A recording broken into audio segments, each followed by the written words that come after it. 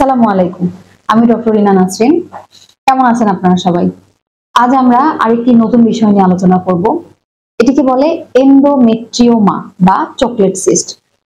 যদি আমি আপনাদেরকে বুঝিয়ে বলি তাহলে ঘটনাটা এমন যে একটি মেয়ে তার 12 বছর বয়সের পর থেকে প্রতি মাসে তার মেনস্ট্রুয়েশন হয়, মানে তার জরায়ু থেকে একটা ব্লিডিং হয় মান্থলি, প্রতি মাসে, যেটাকে বাংলায় বলে ঋতুস্রাব। তো এই যে জরায়ুর ভিতরে যেই সেলগুলো থাকার কারণে তার এই মেনস্ট্রুয়েশন বা ঋতুস্রাবটা হয়, সেই একই সেলগুলো যদি জরায়ু ছাড়া অন্য কোথাও থাকে তাহলে কিন্তু প্রতি মাসে সেখানেও কিন্তু অল্প বিস্তর রক্তক্ষরণ হবে। জরায়ু থেকে যে পরিমাণ বেশি ব্লিডিং হচ্ছে, 5 দিন 7 দিন থাকে, সেখানে যদি সেলগুলো এত বেশি না থেকে অল্প থাকে তাহলে সেখানে ব্লিডিংটা অল্প থাকবে, অল্প হবে কিন্তু হবে।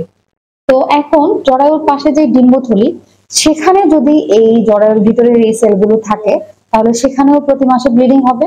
এখন জরায়ুর ব্লাডটা কিন্তু মাসিকের রাস্তা দিয়ে বাইরে বেরোয় আসতে পারে, কিন্তু ডিম্বথলিতে যে রক্তটা প্রতি মাসে হয় সেটা কিন্তু বেরোয় আসতে পারে না। সুতরাং প্রতি মাসে দেখা যায় এই রক্তটা অল্প অল্প অল্প করে জমতে থাকে এবং জমে সেটা একটি বড় একটা সিস্ট বা টিউমারের মতো একটি আকার ধারণ করে, মানে একটি গোল একটা থলিতে ব্লাড গুলো জমতে থাকে। আর ব্লাড গুলো যেহেতু পুরানো হয়ে যায় তখন এগুলোর কালার চেঞ্জ হয়ে একটা চকলেটের কালারের মতো একটা ঘন বস্তুর মতো জমতে থাকে। এই জন্যই এটার নাম অনেক সময় চকলেট সিস্ট বলা হয়, আসল নাম এটার এন্ডোমেট্রিওমা। এখন যে নামেই ডাকি না কেন, এটি একটি অসুখ।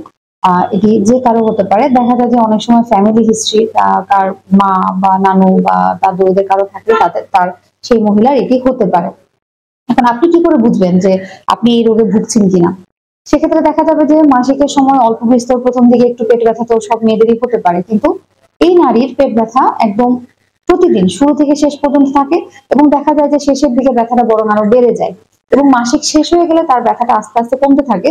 কিন্তু 2 মাসিকের মাঝামাঝি সময়ও তার অল্প অল্প ব্যথা থাকেই, মানে তার তলপেটে সবসময় একটা হালকা হালকা ব্যথা থেকে যায় এবং মাসিকের সময় ব্যথাটা অনেক বেশি হয়ে যায় এবং দেখা যায় উনি অন্য কোনো কাজ করতে গেলেও ব্যথা পান, তিনি যদি পায়খানা করতে যান তখনও তার ব্যথা হয়, স্বামীর সাথে থাকতে গেলেও তার ব্যথা হয়। এছাড়া সবচেয়ে বড় যে ব্যাপারটা হয়, যে 22, 24, 30 বছরের একটা মহিলা দেখা যাচ্ছে যে অনেকদিন ধরে বাচ্চা নেওয়ার চেষ্টা করছেন কিন্তু তার বাচ্চা হচ্ছে না, এই ধরনের সমস্যাটাও হতে পারে। আবার বাচ্চা নেওয়ার চেষ্টা করে দেখা যায় এই এন্ডোমেট্রিওসিস প্রবলেমের কারণে তাদের একটোপিক প্রেগন্যান্সি, মানে বাচ্চাটা জরায়ুতে না এসে টিউবেও আসতে পারে, এই ধরনের সমস্যাতেও তারা ভোগে। সুতরাং এই ডিজিজ সম্পর্কে আমাদের অবশ্যই জানা উচিত। আচ্ছা, এখন এই রোগটি হলে আপনি কিভাবে বুঝবেন বা ডাক্তার কিভাবে বুঝবে যে আপনার এই রোগটি হয়েছে? সাধারণত বিশেষজ্ঞ ডাক্তার আপনার এই যে প্রবলেম গুলো শুনেই আন্দাজ করতে পারবেন যে আপনি এই রোগে ভুগছেন। এছাড়া কিছু পরীক্ষা আছে, এর মধ্যে সবচেয়ে ভালো যে পরীক্ষাটা, এবং এটা সরাসরি চিকিৎসাও বলা চলে, যে ল্যাপারোস্কোপি। পেটের মধ্যে ক্যামেরা ঢুকিয়ে দেখা হয় যে এই ধরনের রোগগুলো ডায়াগনোসিস করাটা খুব ইজি। এছাড়া আলট্রাসোনোগ্রাফি বা কিছু টিউমার মার্কারের মাধ্যমেও এই ডিজিজটি ডায়াগনোসিস করা সম্ভব। আচ্ছা, এখন একটু হয়ে গেলে এটা চিকিৎসা কি? আচ্ছা, এখন ওই যে আমি বললাম যে রক্ত জমাট আস্তে আস্তে বড় একটা সিস্টের আকার ধারণ করে। যদি এটি আর্লি স্টেজে আপনি ডাক্তারের কাছে যান, যে সিস্টটি অত বেশি বড় হয়নি, ছোট, 3 to 4 সেন্টিমিটারের চেয়ে কম থাকে, তাহলে এটি ঔষধের মাধ্যমে চিকিৎসা করা সম্ভব। ডাক্তার আপনাকে পিল দিতে পারেন অথবা নরথিস্টেরন বা জিএনআরএইচ অ্যাগনিস্ট এই ধরনের মেডিসিন দিয়ে ট্রিটমেন্ট করতে পারেন। কিন্তু যদি এটির সাইজ বড় হয়ে যায় বা দেখা যাচ্ছে যে অনেকদিন বাচ্চা নেওয়ার চেষ্টা করছেন কিন্তু বাচ্চা হচ্ছে না, সেক্ষেত্রে এটি সার্জিক্যাল, মানে অপারেশন করে এটা চিকিৎসা করাটা বেশি জরুরি হয়ে দাঁড়ায়। সেক্ষেত্রে ল্যাপারোস্কোপি, যেটা আমি একটু আগে বলেছি যে ক্যামেরা পেটের মধ্যে ঢুকিয়ে সেভাবে মাধ্যমে চিকিৎসা করলে কিন্তু রোগীর আউটকাম অনেক বেশি ভালো হয়। দেখা যাচ্ছে যে অনেকদিন বাচ্চা নেওয়ার চেষ্টা করছে, হচ্ছে না, কিন্তু ল্যাপারোস্কোপির মাধ্যমে চিকিৎসা করার পর অতি দ্রুত তিনি কনসিভ করেন এবং তার আগের চেয়ে ব্যথা অনেক কমেও যেতে পারে। তো এটি আপনাদেরকে জানানোর ছিল।